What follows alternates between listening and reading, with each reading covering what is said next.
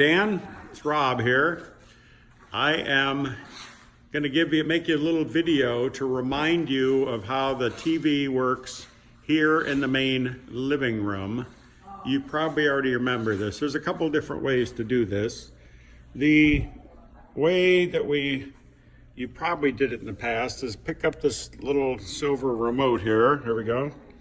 And to turn the TV on, ideally you're going to just push the on button there. And in theory, if you wait a little bit, that HDMI will come up in the corner there. And now you're in business and the TV is on. Defend with arms behind their ball. Now you've got to make another change. You then I think you have to embrace it. Can use this remote, and if you remember, push guide, and that takes you to the guide, up and down arrows, push OK, get what you want.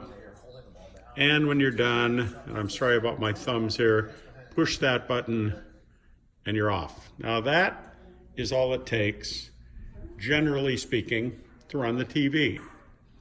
There's also a second remote here. This is Walter. Say hello, Walter. Hello. Our friend Walter. You remember Elizabeth, BB's friend. You've met her before. Walter is the fiance of friend Ellie. This is the other remote. It's going to be sitting right here. This is Xfinity, which is our version of it's Comcast. I don't know if you have that.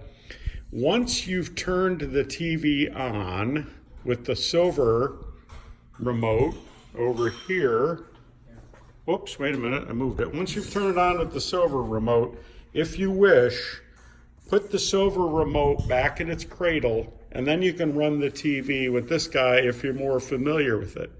One of the things with this is you can push this button called Xfinity. That brings up a menu, and if you want, you can go in and save things or do all sorts of fancy stuff. BB prefers to use this because it also has voice activation. You can just press and hold down the voice and say, find me whatever movie or show you want, and it'll go find it for you.